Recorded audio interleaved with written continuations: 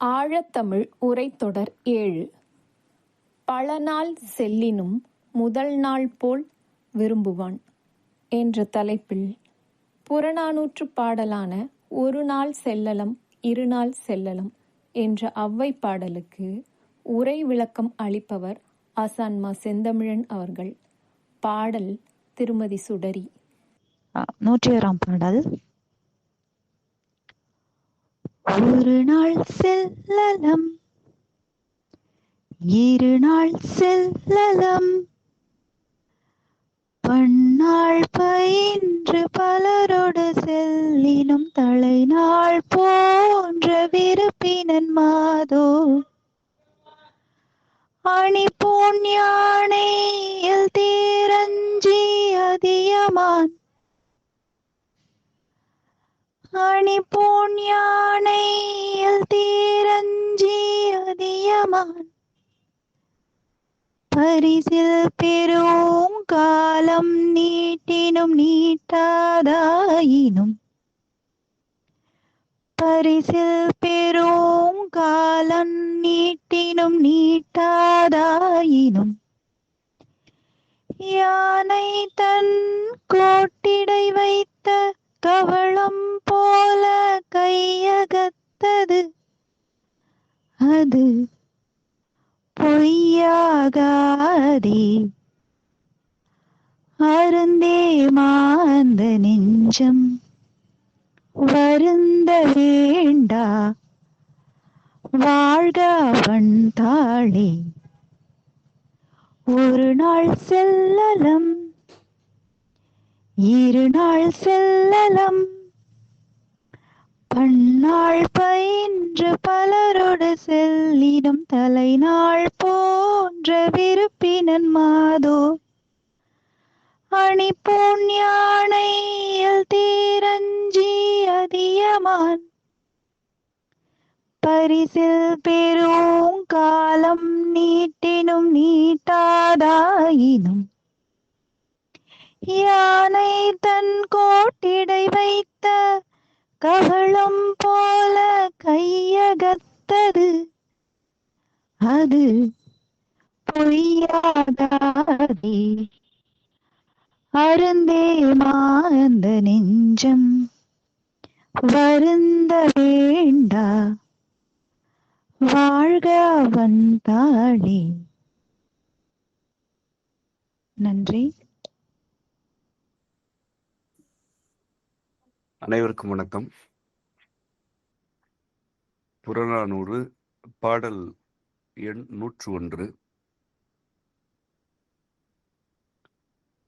ஒரு நாள் செல்லலம் இருநாள் செல்லலம் பல நாள் பயின்று பலரோடு செல்லினும் தலைநாள் போன்ற விருப்பினன் மாதோ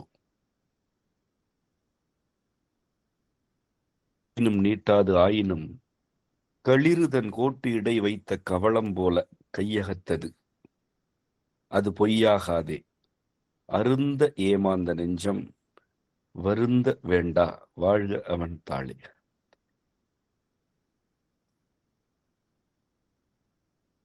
அதியன் தன்னை நாடி வரும் அந்தணர்க்கு புலவர்க்கு பரிசில் வழங்குவதில் எவ்வளவு உறுதியானவன் நிலையானவன் என்பதனை அவ்வை பாடலில் கூறுகிறாள். அவனுடைய அந்த கொடைத்தன்மையையும்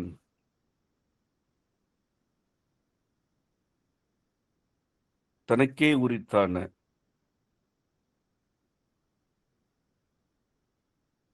காதல் உணர்ச்சியோடு முன்வைக்கிறாள்.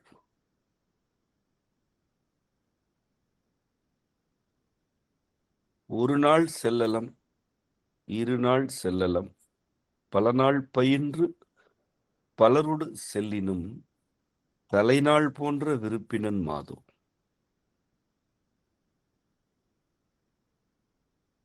அவனை ஒரு நாள் நாம் சென்று கண்டு வந்திருப்போம், 2 நாட்கள் அவனை சென்று கண்டு வந்திருப்போம். பல நாள் பயின்றிருப்போம். நாம் மட்டும் தனியே செல்லாமல் பலரை அழைத்து கொண்டும் சென்றிருப்போம். ஆயினும் தலைநாள் எனப்படும் முதல் நாள் நாம் சென்றபோது எவ்வாறு விருப்போடு நம்மை ஏற்றுக்கொண்டானோ அதே விருப்போடு இருப்பவன் அவன். பல அங்கேயே இருத்தல் ஆகும். பயிலுதல் என்றாலே ஒரு கருத்தை நடைமுறைப்படுத்துதல், அதில் புழங்குதல், அதனை செய்தல் என்றுதான் பொருள்.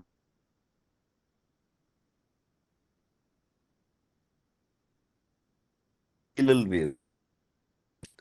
பயில் என்ற சொல்லில் இருந்துதான் பயிற்சி வருகிறது. பயிற்சி என்பதே செயல் வழியில் நிகழ்வதுதான்.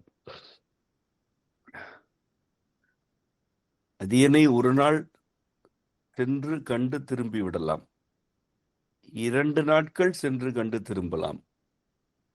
பல நாள் அவனோடே அவன் இருக்கும் சூழலிலேயே புழங்கி தங்கி இருக்கலாம் என்பதனைத்தான் பல நாள் பயின்று என்கிறாள். அதுதான் உச்சம்.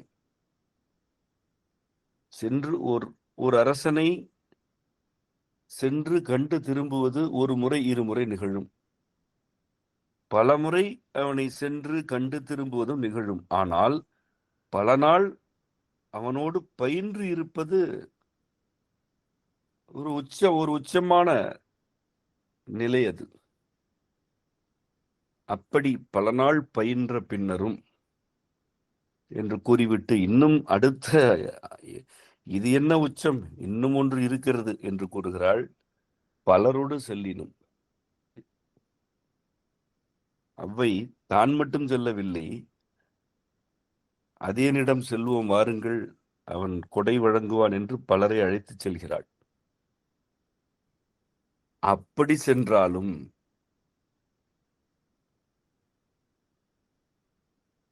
எப்படி நமக்கு வரவேற்பு அல்லது அவனுடைய அரவணைப்பு இருந்ததோ அவ்வாறுதான் இவ்வளவுக்கு பிறகும் இருக்கும். ஏனெனில் நம்மீது அவனுக்கு இருக்கும் விருப்பம் அப்படிப்பட்டது என்கிறாள். மாதோ என்பது தனக்குத்தானே கூறிக்கொள்வது. மாதர் என்று பெண்மையை குறிக்கும் சொல்தான் இங்கு மாதோ என்று இருக்கிறது. அவள் தனக்குத்தானே கூறிக்கொள்கிறாள். அதனால்தான் இந்த கொடைத்தன்மையை கூட அவள் காதல் உணர்ச்சியில் இருந்து வெளிப்படுத்துகிறாள் என தொடக்கத்தில் கூறினேன்.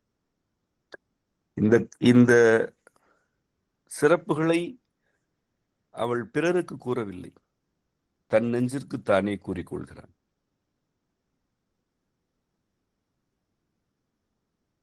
அதனை விருப்பினன் மாதோ என்ற அவளுடைய சொல் வழக்கு உறுதிப்படுத்துகிறது.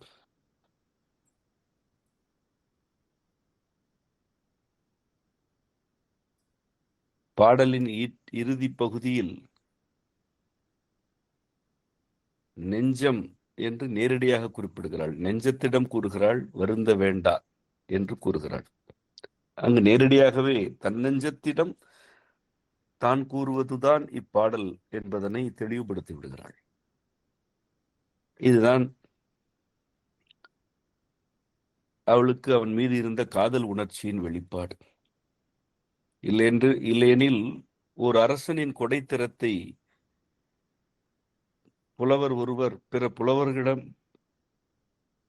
கூறுவது வழக்கம். ஓர் அரசனின் கொடைத்திறத்தை புலவர் அல்லது அந்தணர் மக்களிடம் எடுத்து கூறுவதும் வழக்கம்.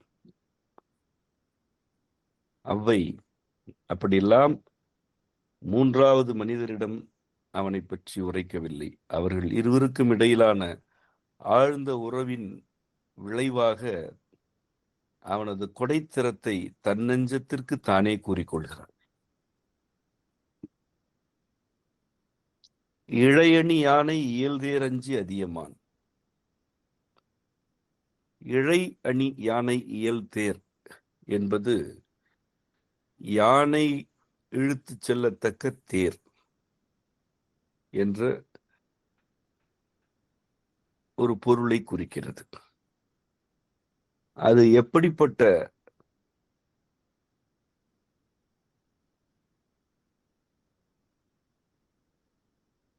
யானை, எப்படிப்பட்ட தேர் என்பதற்கான நுட்பங்களை சொற்களில் பொதித்திருக்கிறாள். இழை அணி யானை, இழைத்து இழைத்து செய்த அணிகலன்களை அணிந்த யானை. அணிகலன்களை இழைத்து இழைத்து செய்து மாந்தர் அணிந்து கொள்வது வழக்கம். யானைக்கு அணிவிக்கும் அணிகலன்களை அப்படி இழைத்து இழைத்து செய்ய வேண்டியது இல்லை.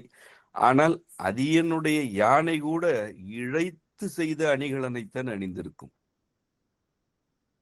ஒரு மாந்தருக்குரிய அணிகலனுக்கு எவ்வளவு அக்கறையும் நேர்த்தியும் காட்டப்படுமோ அது யானை அணிந்தாலும் காட்டப்படும். இயல் தேர்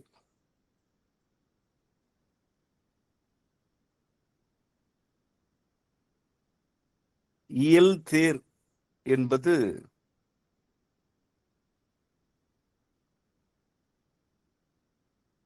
வழக்கமாக செய்யப்படும் சிறப்பான தேர்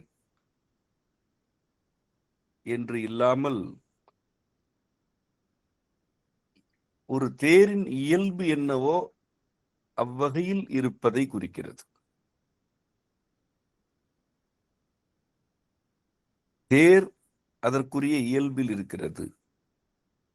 அதனை இழுத்து செல்லும் யானை இழைத்து செய்த அணிகலனை போன்றிருக்கிறது. இதற்கு பலவாறு பொருள் கொள்ளலாம். யானை ஓர் உயிரினம், அதற்குரிய அணிகலன் இழைத்து செய்யப்பட வேண்டும். தேர் உயிரற்ற பொருள், அது அதன் இயல்பில் இருந்தால் போதும் என்று பொருள் கொள்ளலாம்.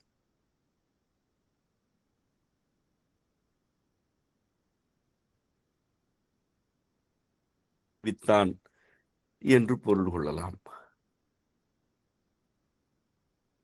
சிறப்பு மிக்க தேர் அல்லது ஒப்பனைகள் மிக்க தேர் பயன்பாட்டுக்கு பொருந்தாது.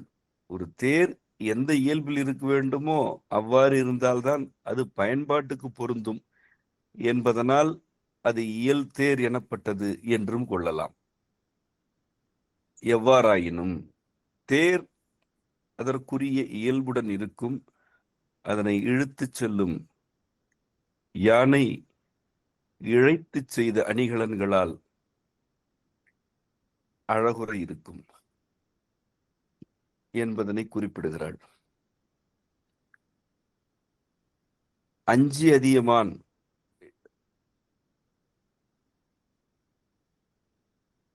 என்று அவனுடைய பெயரை இங்கே சுட்டுகிறாள். அடுத்து, பரிசில் பெருவும் காலம் நீட்டினும் நீட்டாத ஆயினும் களிறுதன் கோட்டிடை வைத்த கவளம் போல கையகத்தது. அது பொய்யாகாது.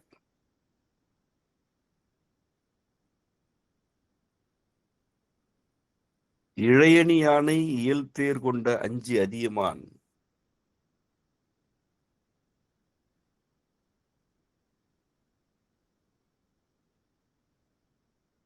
என்று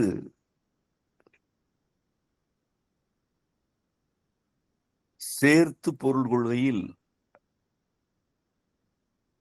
யானை இழுக்கும் இயல் தேரை உடைய அஞ்சி அதியமான் என்று பொருள் கொள்ள வேண்டும். அதுதான் முதல் நிலை கருத்து.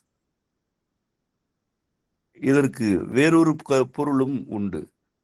அவ்வாறான இழையணி யானை இயல் தேரினை பரிசாக வழங்கும் அஞ்சி அதியமான் என்றும் பொருள் கொள்ளலாம். இரண்டு நிலைகளிலும் இதற்கு பொருள் உண்டு. பரிசில் பெரும் காலம்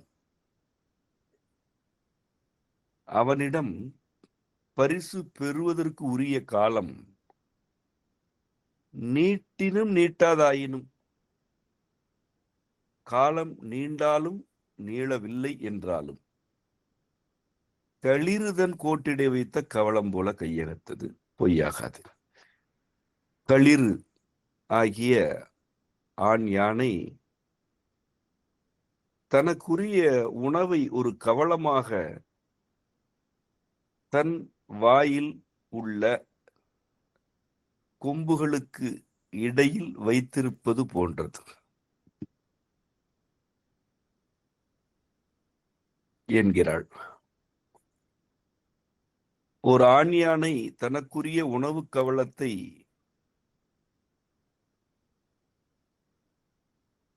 தந்தங்கள் என அழைக்கப்படும் கோடுகளுக்கு இடையே வைத்துவிட்டது என்றால் அது கீழே சிந்தாது சிதறாது.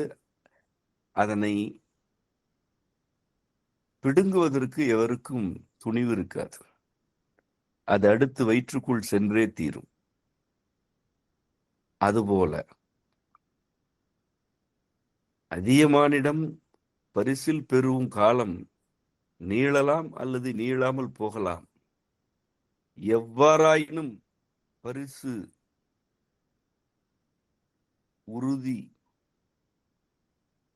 யானை ஆண் யானை தன் கோட்டிடை வைத்த உணவு கவளம் எப்படி சிந்தாமல் சிதறாமல் வயிற்றுக்குள் சென்று விடுமோ அதுபோல நமக்குரிய பரிசு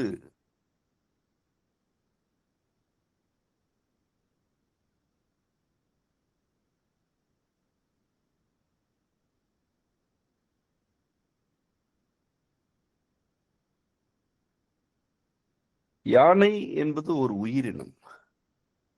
அந்த உயிரினத்திற்கு உள்ள இரண்டு தன்மைகளை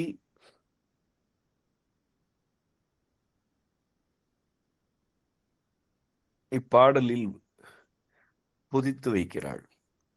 ஒன்று, யானை தேர் இழுத்துச் செல்கிறது. அவ்வாறு தேரினை இழுத்துச் செல்லும் போது அது இழை அணி பூண்டிருக்கிறது.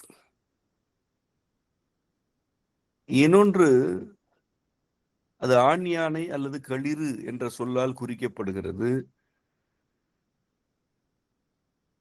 அது தன் கோட்டிடை கவளத்தை வைத்து விட்டால் அதனை யாரும் பிடுங்கவோ தட்டவோ இயலாது. அது கீழே சிந்தாது சிதறாது. தேர் இழுக்கும் யானை அணிகலன் பூண்டு மென்மையாக இருக்கிறது.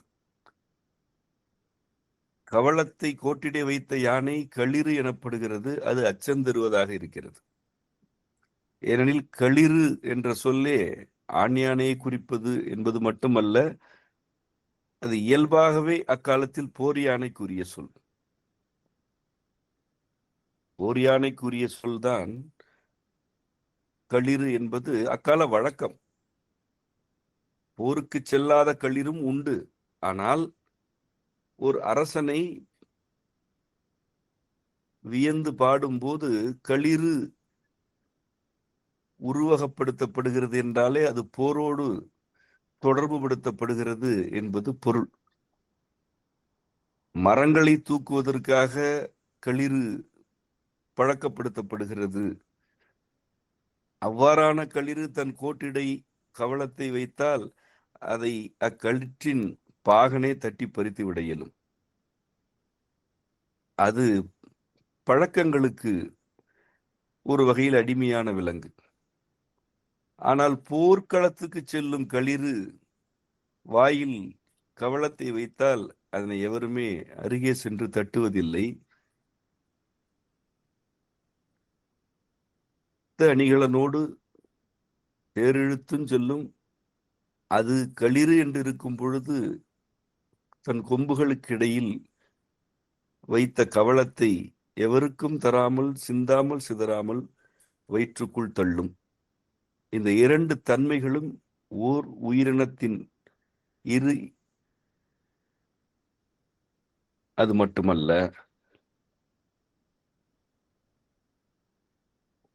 அது பொய்யாகாதே என்கிறார்.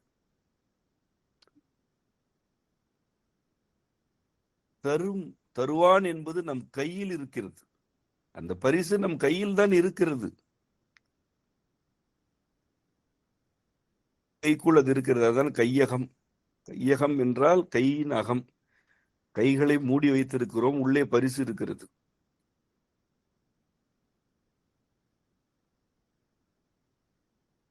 அவனுடைய பரிசில் எனும் உணவினை அருந்துவதற்கு ஏமாந்த நெஞ்சம், அருந்துவதற்கு எண்ணி இன்னும் கிடைக்கவில்லையே என்பதால் ஏமாந்திருக்கும் நெஞ்சம். அந்த நெஞ்சத்திடம் கூறுகிறாள், வருந்த வேண்டாம், வாழ்க அவன் தாளி. அங்குதான் அவள் இருக்கிறாள். அவன் இன்னும் பரிசில் வழங்கவில்லை. ஆதலால் அந்த பரிசில் என்ற கொடையை அருந்துவதற்காக ஏமாந்த நெஞ்சமாகத்தான் அவள் நிலை இருக்கிறது. வருந்த வேண்டா என்றும் கூறிக்கொள்கிறாள். தன் நெஞ்சத்திடம் தானே கூறிக்கொள்கிறாள். இறுதியில் வாழ்க அவன் தாளே, அவனுடைய தாள்.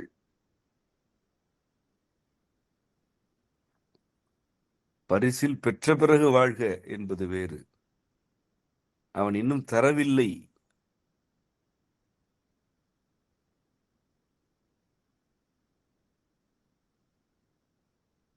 இருப்பது போன்றதுதான். நெஞ்சே வருந்தாது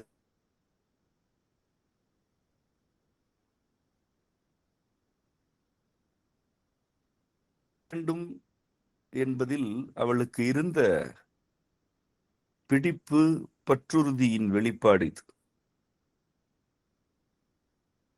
பெற்ற பிறகு வாழ்க என்று கூறுதல் யாவருக்கும் உரியது. இன்னும் பெறவே இல்லை, ஆயினும் வாழ்க அவன் தாள் என்று கூறுதல் ஆழ்ந்த உறவின் வெளிப்பாடு. அவன் வாழ வேண்டும் என்று இவள் வாழ்த்துகிறாள். இவளே அவனிடமிருந்து இன்னும் தனக்குரிய கொடை கிடைக்கவில்லை என்றுதான் காத்திருக்கிறாள். அதில் ஏமாற்றத்துடனும் இருக்கிறாள். ஆயினும் கூறுகிறாள், வாழ்க அவன் தாளே என்று.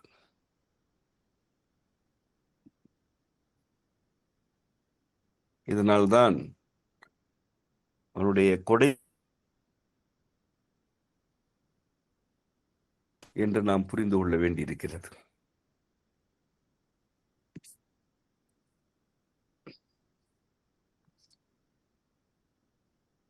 அடுத்த பாடல். போற்றுமின் மறவீர் சாற்றுதும் நுண்மை, ஊர்க்குருமாக்கள் ஆடக் கலங்கும் தாழ்படு சின்னீர் களிரட்டு வீழ்க்கும் ஈர்ப்புடை கரா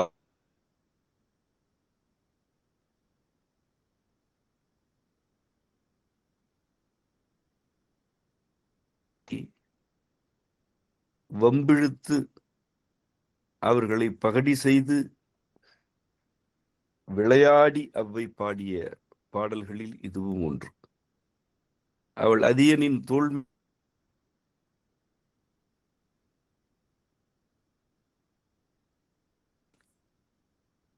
அவனை இருக்க பிடித்து கொண்டு அவனுடைய தோல் வழியாக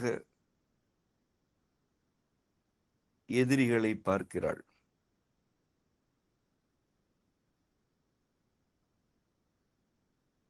அவர்களுக்காக அவள் இறங்குகிறாள். அதியனின் எதிரிகள் என்ன பாடுபடப் போகிறார்களோ என்றுதான் இறங்குகிறாள். இவன் வலிமையறியாமல் மோத துணிகிறார்களே என்றுதான் அவள்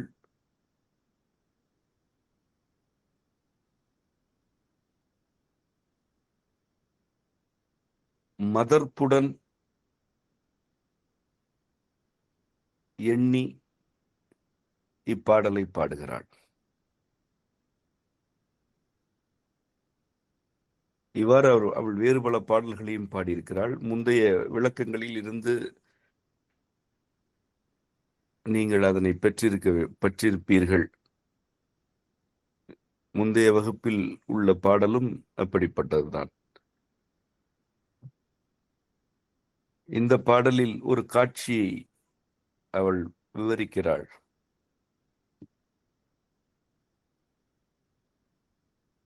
ஊரில் உள்ள சிறுவர்கள் காட்டில் ஓடும் நீரில், காட்டாற்று நீரில் ஆடும்போது அந்த நீர் கலக்கம் அடைகிறது, கலங்குகிறது. அப்படி அது கலங்கி இருப்பதனால் நடந்து கடக்கும் போது மறைந்திருந்த முதலை அக்களிற்றினை கவ்வி இழுத்து வீழ்த்தி விடுகிறது என்ற காட்சியை அவள் பதிவு செய்கிறாள். இதன் பொருளை எண்ணி எண்ணி வியந்து கொண்டே இருக்கலாம். மீண்டும் அந்த காட்சியை நான் விளக்குகிறேன். நீர் குறைந்த அளவுதான் இருக்கிறது. அதனை தான் தாழ்படு சின்னீர் என்கிற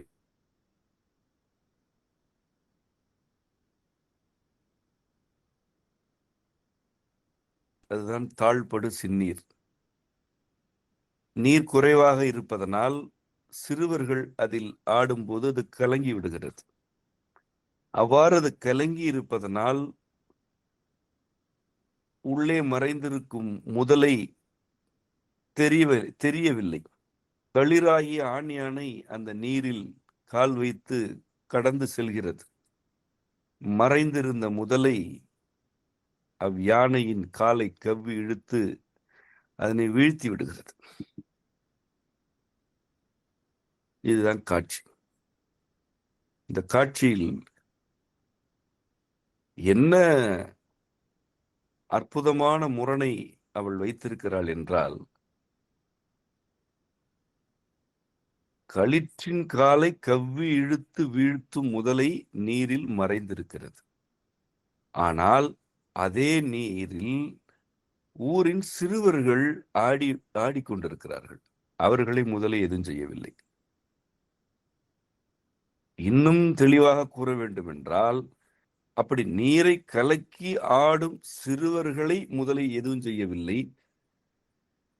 ஆனால் கடக்க முற்பட்ட யானையின் காலை அது கவ்வி இழுத்து வீழ்த்தி விடுகிறது என்று இதனை கொள்ளலாம். அதியன் நாட்டில் வாழும் முதலை என்ற விலங்கு கூட மாந்தரை கவ்வி இழுக்காது இன்னொரு விலங்கினைத்தான் கவ்வி இழுத்து வீழ்த்தும் என்று இதனை கொள்ளலாம். இறங்கி விளையாடும் வீரம் கொண்ட சிறுவர்கள் அதியன் நாட்டில் இருக்கிறார்கள் என்றும் கொள்ளலாம். அதியனுடைய நாட்டு சூழலே இப்படிப்பட்டது, ஆகவே எச்சரிக்கையாக இருங்கள் என்றும் இந்த காட்சி கூறுவதாக கொள்ளலாம். இந்த காட்சியை அவள் ஏன் கூறுகிறாள் என்றால், ஈர்ப்புடை கராத்து அன்ன என் ஐ. ஈர்ப்புடை கராத்து, கராம் என்பது முதலையை குறிக்கும் சொல். கராம் தான் கராத்து எனப்படுகிறது.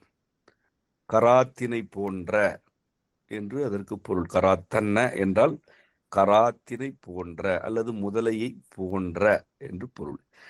ஈர்ப்புடை கராத்து அன்ன என்றால் என்ன?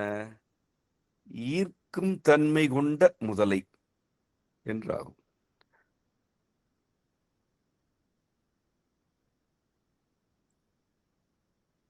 களிற்றினை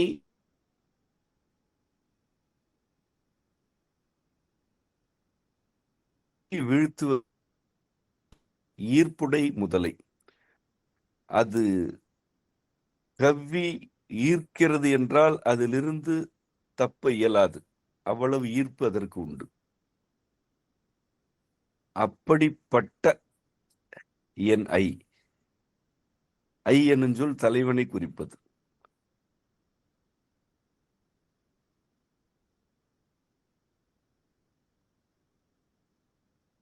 என்று கூறுகிறாள். அடுத்ததாக நுண்பல் கருமம் நினையாது இளையின் என்று இகழின் பெறல் அரிது ஆடே. நுண்பல் கருமம் என்றால் மிக நுட்பமான பல்வேறு கருமம் என்பது இவ்விடத்தில் செயல்களை வினைகளை குறிக்கிறது. நுட்பமான பல்வேறு செயல்களை வினைகளை உடைய தலைவன் என்னவன். அவனுடைய அந்நுண்பல் கருமத்தை நினைத்து பார்க்காமல் ஏதோ அவன் இளையவன் என்று இகழ்ந்து போர் புரி உங்களால் உங்களுக்கு உரிய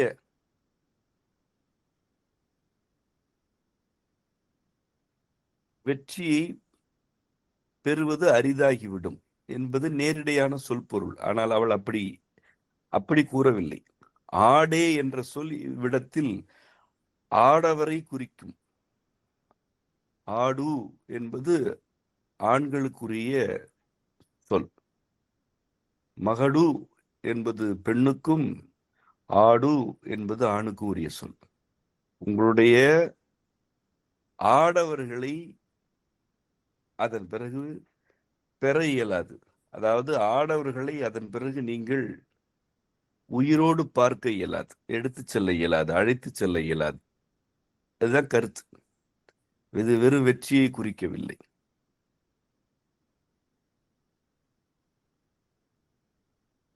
அதியன்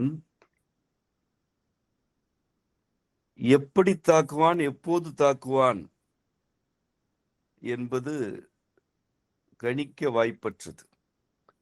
ஏனெனில் அவன் நுண்பல் கருமம் கொண்டவன், நுண்மையான பல்வேறு செயல்கள் வினைகளை கொண்டவன். அது எதை ஒத்தது?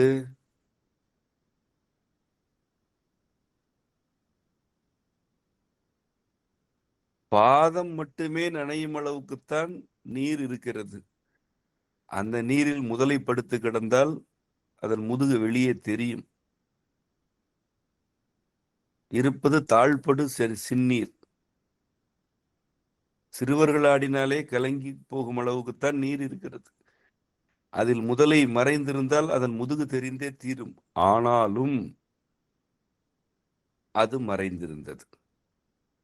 அது சிறுவர்களை எல்லாம் பிடித்து கொண்டு அலையவில்லை. அது போர்க்களத்திற்கு செல்லும் வலிமை கொண்ட களிற்றினை வீழ்த்துவது. அது எப்படி வீழ்த்தியது? அதுதான் நுண்பல் கருமம். நுண்மையான பல்வேறு செயல்களில் ஈடுபட்டு வீழ்த்துதல். அது அந்த களிர் என்ன கருதும்? நீர் இவ்வளவு குறைவாக இருக்கிறது, இதில் முதலை மறைந்து கொண்டிருப்பதற்கு கூட வாய்ப்பில்லை என்று கருதும். ஆனால் அதில் தான் அந்த முதலை இருந்தது. அதுதான் நுண்பல் கருமத்திற்கான குறியீடு. என் தலைவன் ஏதோ இளையவன் என்று இகழ்ந்து கொண்டிருக்கிறீர்கள். அவன் நுண்பல் கருமம் கொண்டவன். அதனை நினையாமல் அவனை இளையன் என்று இகழ்வீர்கள் என்றால் அதன் பிறகு உங்களுடைய ஆடவர்களை நீங்கள் உயிரோடு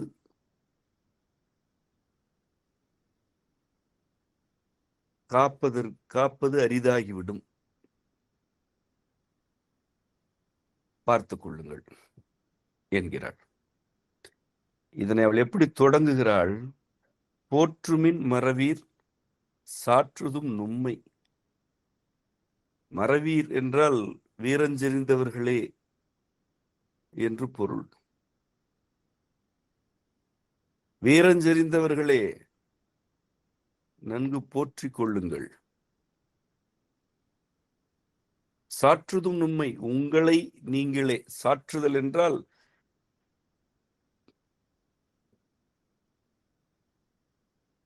ஒரு கருத்தை ஒன்றின் மீது சாய்த்தல், போர்த்துதல், அல்லது ஒரு கருத்தை ஒன்றின் மீது வைத்தல் என்று பொருள்.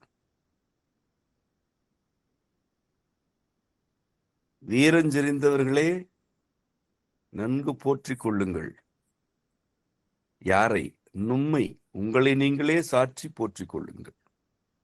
ஏனென்றால் உங்களை நீங்கள் தான் போற்றிக் கொள்ள இயலும். ஏன் உங்களை நீங்கள் தான் போற்றிக் கொள்ள இயலும்? இளையவன் என்று கருதி அவனிடம் வருகிறீர்கள். அதன் பிறகு உங்கள் ஆடவர்களை சாற்றுமின் மறவீர், சாற்றுதும் நும்மை, உங்களை நீங்களே சாற்றிக் கொள்ளுங்கள். ஏன் இப்படி கூறுகிறேன்?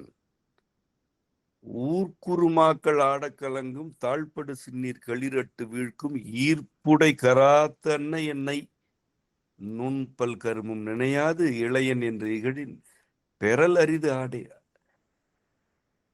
உயிரோடு திரும்புவது அரிது. அதன் பிறகு உங்களுடைய முடிவு என்பதாக அதியனின் தோள் மீது சாய்ந்து கொண்டு அவனை எதிர்க்க துணிந்தோரை, அவனை ஏதோ இளையவன் என்று இகழ்ந்தோரை எச்சரித்தாள் அவ்வை.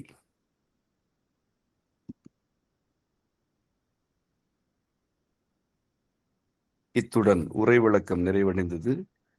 மீண்டும் பாடல்களை கேட்டு பாடி பழகுவீர். உங்கள் அனைவருக்கும் அம்மையப்பர் நிறைவதாக. நன்றி. ஒரு நாள் செல்லலம், இரு நாள் செல்லலம், பன்னாள் பயின்று பலரோடு செல்லினும் தலைநாள் போன்ற விருப்பினன் மாதோ. அணி போன் யானையில் தீரஞ்சி அதியமான், அணி போன் யானையில் தீரஞ்சி அதியமான், பரிசில் பெரும் காலம் நீட்டினும் நீட்டாதாயினும், பரிசில் பெரும் காலம் நீட்டினும் நீட்டாதாயினும், யானை தன் கோட்டிடை வைத்த கவளம் போல கையகத்தது, அது பொய்யாகாதே. அருந்தே மாந்த நெஞ்சம் வருந்த வேண்டா, வாழ்க அவன் தாளே. ஒரு நாள் செல்லலம், இரு நாள் செல்லலம், பன்னாள் பயின்று பலரோடு செல்லினும் தலைநாள் போன்ற விருப்பினன் மாதோ. அணி போன் யானையில் தீரஞ்சி அதியமான், பரிசில் பெரும் காலம் நீட்டினும் நீட்டாதாயினும், யானை தன் கோட்டிடை வைத்த கவளம் போல கையகத்தது, அது பொய்யாகாதே. அருந்தே மாந்த நெஞ்சம் வருந்த வேண்டா, வாழ்க அவன் தாளே. ஒவ்வொரு வாரமும் செம்மை தமிழ் பயில் வகுப்பு நடைபெற்று வருகிறது. இந்த தமிழ் பயில் வகுப்பில் இணைய கட்டணம் இல்லை. தமிழ் பயில் வகுப்பில் இணைய விரும்புவோர் வாட்ஸ்அப் செய்தி அனுப்ப வேண்டிய எண் 988 00 77 421. நன்றி.